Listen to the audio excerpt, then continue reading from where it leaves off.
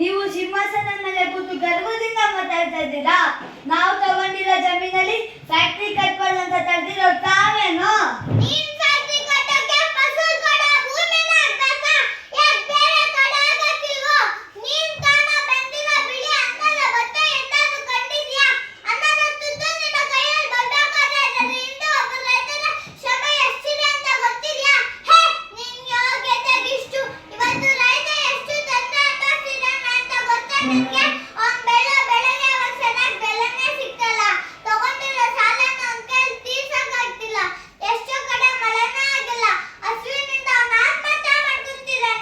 Factory ಕಟ್ಟಕ್ ಬಿಡಲ್ವ ನೀವು?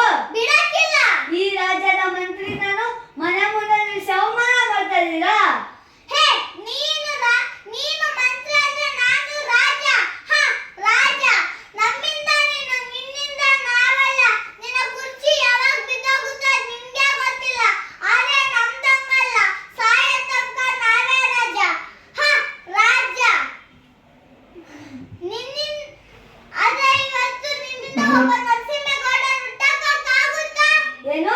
ಯಾರನ್ನ ಬೇಕಾದ್ರೂ ಮಂತ್ರಿ ಮಾಡ್ತೀಯಾ? ಅದೇನ್ ಕೊಟ್ಟ ಕೆಲ್ಸ, ಗಿಣಿ ಎತ್ತೋ ಕೆಲ್ಸ ಅನ್ಕೊಂಡಿದ್ಯಾ? ತಾಕತ್ತಿದ್ರೆ ಮಾಡಯ್ಯ ನೋಡ್ತೀನಿ.